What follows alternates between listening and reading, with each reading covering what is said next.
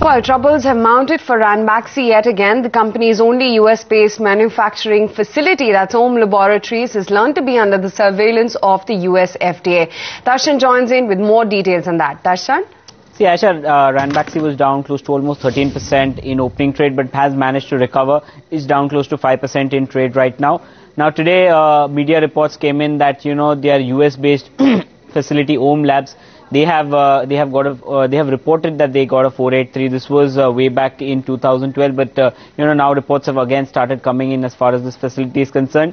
Because the problem here is that you get a 483, there is a chance that you might get a warning letter, or it might be a routine inquiry.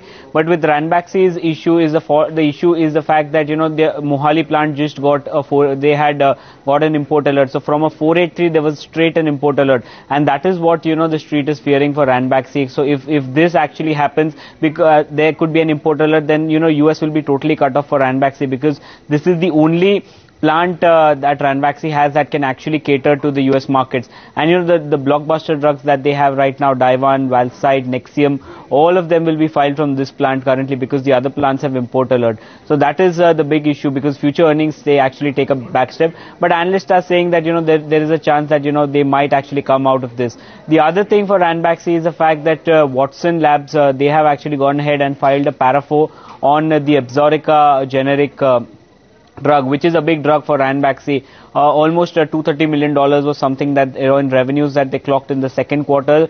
Margins came in much higher. The US business did well because of just this drug for Ranbaxy. And clearly at this point of time, it's a sentimental negative. It will take some time. But analysts are saying that there are 2 points in the legal framework which will protect Ranbaxy from going ahead and losing this drug. But clearly you have to watch out. If there is an import alert on the Om's lab facility, all these issues again come to the forefront for Ranbaxy.